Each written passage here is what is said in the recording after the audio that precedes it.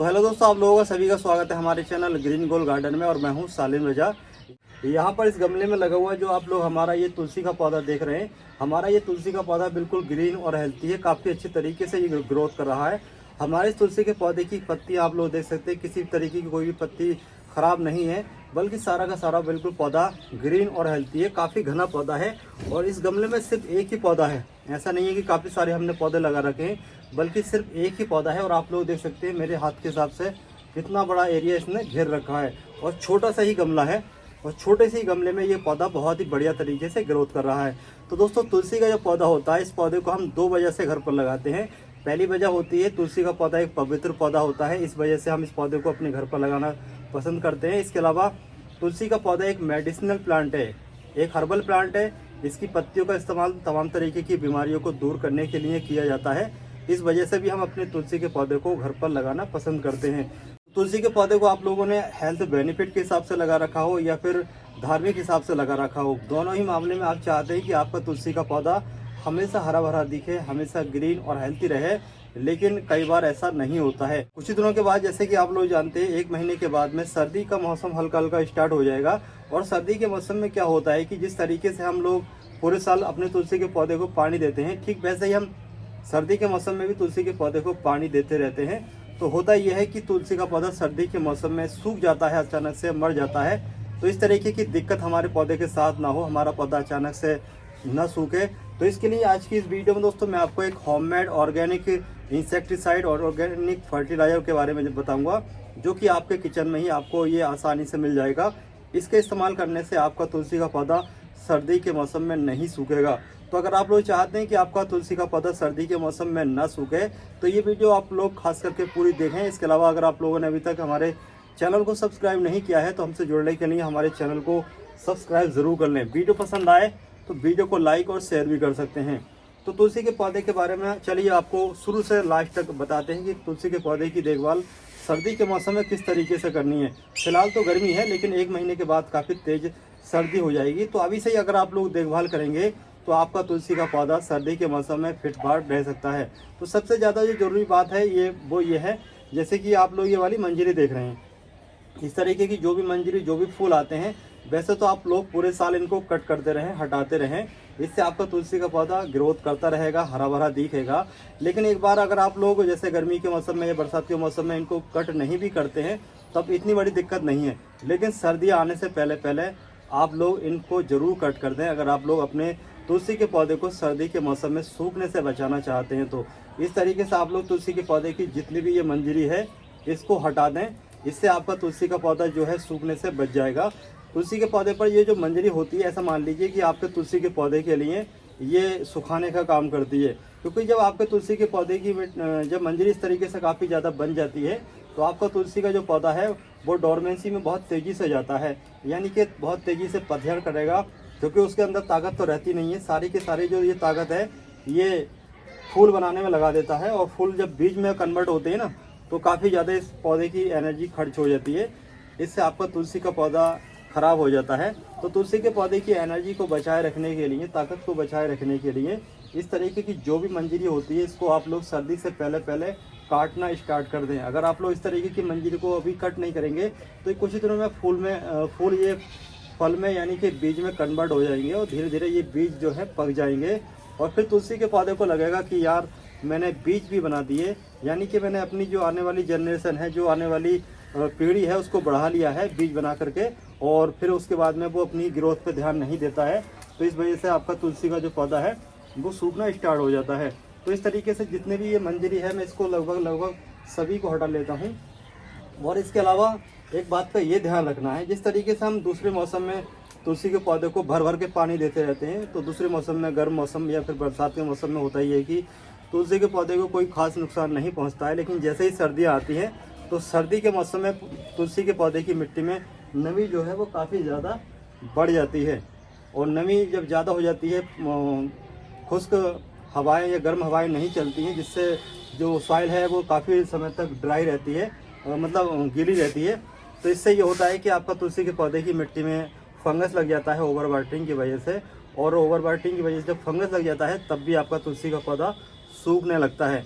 इसलिए तुलसी के पौधे में पानी बहुत ही कम देना चाहिए। अगर आप लोग ओवर वाटरिंग कर भी देते हैं तो यहाँ पर एक बात का और ये ध्यान रखना है कि अगर ओवर वाटरिंग हो जाए तो 3 से 4 दिन पानी बिल्कुल न दें, जब तक कि ऊपर की सरफेस एरिया मिट्टी का ड्राई न हो जाए। इसके अलावा ज़्यादा ओवर वाटरिंग हो भी जाती है तो सॉइल मीडिया ऐसा होना चाहिए तुलसी के पौधे के लिए जिसमें पानी बिल्कुल न रुके। अगर आप लोग ऐसी मिट्टी का इस्तेमाल करेंगे जिसमें पानी काफ़ी समय तक रुका रहता हो तो इससे आपका तुलसी का पौधा जल्दी ख़राब होता है, खास करके सर्दी के मौसम में। तो आप लोग तुलसी के पौधे को अगर लगा रहे हैं पहली बार नर्सरी से लाने के बाद में, तो तुलसी के पौधे की जो मिट्टी आप लोग बनाएंगे वो कुछ इस तरीके से बनाएंगे जिस तरीके से मैं आपको बता रहा हूँ। यहाँ पर बहुत ज़्यादा ध्यान देने की बात है कि आप लोग किस तरीके की मिट्टी में लगा रहे हैं। तो आप लोगों को 40% लेनी है बालू मिट्टी, जिसको रिवर सैंड कहते हैं, वो लेना है। इसके अलावा अपने 40% अपने गार्डन की मिट्टी जो दूसरे पौधे लगाने के लिए आप लोग मिट्टी इस्तेमाल करते हैं, बाकी 20% वर्मी कंपोस्ट इस्तेमाल कर लें। और उसके अलावा उसमें थोड़ा बहुत फंगिसाइड का भी इस्तेमाल कर सकते हैं। फंगिसाइड एक ऑप्शनल चीज़ है, आप चाहें तो कर सकते हैं, नहीं अगर नहीं है तो नहीं कर सकते। अगर आप लोग सॉइल मीडिया तैयार करने के बाद तुलसी के पौधे को लगाएंगे तो आपका तुलसी के पौधे के जो सूखने के चांस या फिर ओवर वाटरिंग से फंगस के जो चांस है वो काफ़ी हद तक खत्म हो जाते हैं। क्योंकि जब इतनी हल्की मिट्टी होगी तो आप पानी इधर डालोगे, पानी उधर ड्रेनेज सिस्टम से बाहर निकल जाएगा। इस तरीके से ओवर वाटरिंग आपके तुलसी के पौधे में बिल्कुल भी नहीं होती है। इसके अलावा एक बात और मैं आपको बता दूं, जैसे कि मेरा आप लोग ये पौधा देख रहे हैं, ये सिर्फ एक पौधा है, यहाँ से आप लोग देख सकते हैं सिर्फ एक पौधा है, लेकिन घना कितना है, काफ़ी ज़्यादा घना है। तो तुलसी के पौधे को लोग लगा लेते हैं, उसके बाद में उनका पौधा क्या होता है कि लंबाई में बढ़ता रहता है, काफ़ी लंबा लंबा हो जाता है। उसके बाद में बहुत सारे लोग कमेंट करते हैं जो गार्डनिंग में नए हैं या फिर जिनको जानकारी नहीं है, वो आते हैं कमेंट करते हैं कि हमारा जो तुलसी का पौधा लंबाई में बहुत बड़ा लेकिन घना नहीं हो रहा। तो तुलसी के पौधे को घना करने के लिए जैसे ही आप लोग तुलसी के पौधे को लगाते हैं, चाहे वो नर्सरी से लेकर के आएँ या फिर घर पर, जो एक बार तुलसी का पौधा लग जाता है तो पौधे उग जाते हैं, खास करके बरसात के मौसम में। तो अगर आप लोग एक बार पौधे को लगा देते हैं तो पौधा जैसे 4 से 6 इंच का है, तो आप लोगों को टॉप के एरिया से इस तरीके से उसको पिंच करना होगा स्टार्टिंग में, पौधे लगाने के 5 दिन के बाद में। जब आप लोग इस तरीके से यहाँ से पिंच कर देंगे तो क्या होगा कि साइड ब्रांचेस निकलना स्टार्ट हो जाती हैं। जब साइड ब्रांचेस निकलने लगती हैं, जब वो साइड ब्रांचेस जो नहीं निकलेंगी वो हो जाए कम से कम 15 से 20 दिन की, तो उनको आपको फिर से पिंच करना होता है। तो इस तरीके से बार बार पिंच करने से आपको पौधा इस तरीके से काफ़ी ज़्यादा घना हो जाता है। देखने में पौधा काफ़ी सुंदर लगता है, घना लगता है, और पत्तियां भी काफ़ी सारी आती हैं। जिन लोगों को अपने हेल्थ बेनिफिट के हिसाब से पत्तियां इस्तेमाल करनी है तो उनको पत्तियां भी काफ़ी सारी मिल जाती हैं। इसके अलावा धार्मिक हिसाब से भी पौधा काफ़ी अच्छी ग्रोथ करता है, काफ़ी हरा भरा होता है, तो देखने में काफ़ी सुंदर लगता है और काफ़ी हेल्थी रहता है। इसके अलावा यहाँ पर मैं आपको एक बात और बताना चाहता हूँ, तुलसी का जो पौधा होता है इसको आप ऐसी जगह पर रखें जहाँ पर पूरा दिन की धूप आती हो। तुलसी का पौधा सन लविंग प्लांट होता है, इसको आप लोग जितनी ज़्यादा धूप तेज वाली जगह पर रखेंगे ये इतनी ही बेहतरीन तरीके से ग्रोथ करता है। लेकिन इसको एक बात का यहाँ पर ये भी ध्यान रखना है, जैसे सर्दी की बात चल रही है, सर्दी के मौसम में तुलसी का पौधा न सूखे, तो फिलहाल जो मैं बात बता रहा हूँ वो बता रहा हूँ जनवरी से पहले की, कि इस तरीके से आप लोग ये देखभाल कर लें। लेकिन जनवरी का जो महीना आएगा उस समय क्या होता है कि कोहरा बहुत पड़ता है, ओस की बूंदें बहुत पड़ती हैं। इससे होता यह है कि आपका जो तुलसी का पौधा है वो कोहरे की वजह से, ओस की बूंदों की वजह से सूख जाता है। तो सर्दी के मौसम में तुलसी के पौधे को सूखने से बचाने के लिए आप इसको जब कोहरा पड़े तो पॉलीथीन से ढक दें, ट्रांसपेरेंट पॉलीथीन से, जिसमें धूप जाती रहे और ओस की जो बूंदें हैं इसके पौधे को, पत्तियों को नुकसान न पहुंचाना पाए। तो इस तरीके से आप लोग सर्दी के मौसम में, यानी कि तेज सर्दी का जब कोहरा पड़ा होता है, जनवरी का महीना या फिर 15 फरवरी तक के महीने में, आप लोग इस तरीके से इसको बचा सकते हैं। एक बार दोस्तों ऐसा होता है कि आपका तुलसी का पौधा छोटे गमले में लगा होता है, जिस तरीके से हमने ये पौधा अपने एक छोटे से गमले में लगा रखा है, लेकिन ये आप लोग देख सकते हैं काफ़ी घना सा हो गया है और अब इसको थोड़ा ज़्यादा मिट्टी की ज़रूरत है। तो अगर आप लोग पौधा आपका बड़ा हो चुका है, रूट बाउंडिंग हो चुकी है, उसको बड़ा गमला चाहिए, तो बड़े गमले में शिफ्ट करने के लिए जो सही मौसम होता है वो फरवरी से लेकर के अप्रैल या फिर इसके अलावा रैनी सीजन। अभी रैनी सीजन का लास्ट हो चुका है, तो इस समय आप लोग पौधे को ट्रांसप्लांट ना करें। इस समय अगर आप लोग ट्रांसप्लांट करेंगे पौधे को तो हो सकता है आपका पौधा पूरी तरीके से सूख जाए, क्योंकि अभी मौसम चेंज होने वाला है। इस समय आपको ट्रांसप्लांट नहीं करना है। अगर आप लोग 15 दिन पीछे यानी कि अगस्त के महीने में इसको ट्रांसप्लांट करते तो आपके पौधे को कोई नुकसान नहीं पहुंचता। फिलहाल आपको पौधे को कोई भी किसी भी तरह का कोई भी ट्रांसप्लांट नहीं करना है। सिर्फ रैनी सीजन या फरवरी से लेकर के लास्ट अप्रैल तक के महीनों में आपको तुलसी के पौधे को ट्रांसप्लांट करना होता है। तो अब मैं आपको बताता हूँ कि सर्दी आने से पहले आपको आपके तुलसी के पौधे की मिट्टी में वो कौन सी होममेड, वो कौन सा ऑर्गेनिक फर्टिलाइजर इस्तेमाल करना है, जो कि आपके घर पर ही, आपके किचन में आपको आसानी से मिल जाएगा। तो यहाँ पर जो आप लोग ये चीज़ देख रहे हैं, ये चीज़ है हल्दी। हल्दी हम सभी के घर पर किचन में आसानी से सभी को मिल जाती है और ये एक एंटीऑक्सीडेंट का काम करती है, एंटी फंगल का काम करती है। इसके इस्तेमाल करने से आपके पौधे की मिट्टी में फंगस नहीं लगेगा। अभी से ही इस्तेमाल करना शुरू कर दें, पूरी सर्दी भर इसको इस्तेमाल करें।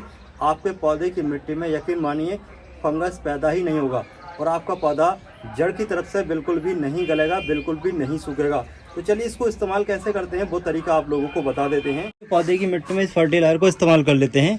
तो इस फर्टिलाइजर को इस्तेमाल करने से पहले आप लोगों को एक बात का ये ध्यान रखना है, आपके तुलसी के पौधे की मिट्टी में जो भी अनवांटेड पौधे, घास वगैरह या फिर सूखी पत्तियाँ हों उनको निकाल दें। उसके बाद में इस फर्टिलाइजर को इस्तेमाल करें, या फिर कोई सा भी फर्टिलाइजर इस्तेमाल कर रहे हो तो पौधे की मिट्टी में जो भी सूखी पत्तियाँ, अनवांटेड पौधे, घास वगैरह होती है उसको ज़रूर निकाल दें और उसके बाद में इसको इस्तेमाल करें।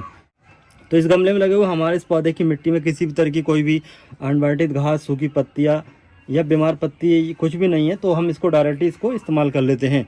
इसके अलावा पौधे की मिट्टी को अभी ज़्यादा आप लोगों को गुड़ाई नहीं करनी है। ज़्यादा गुड़ाई करने से भी पौधे की जो जड़ें हैं वो डिस्टर्ब हो जाती हैं। तो बेहतर ये है कि इसको डायरेक्टली ऊपर से डाल दें और डालने के बाद इस तरीके से पानी पौधे को अच्छे तरीके से दे दें, जिससे कि ये जो हल्दी है इसका असर आपके पौधे की जड़ों तक पहुंच जाए। ये फर्टिलाइजर का भी काम करेगा, एक फंगिसाइड का भी काम करेगा और एक इंसेक्टिसाइड का भी काम करेगा। तो दोस्तों इस तरीके से आप लोग अपने तुलसी के पौधे को सर्दी के मौसम में सूखने से बचा सकते हैं, ये एडवांस काम करके। आज की हमारी इस वीडियो की जानकारी आप लोगों को कैसी लगी कमेंट करके ज़रूर बताएं। वीडियो पसंद आए तो लाइक और शेयर भी कर सकते हैं।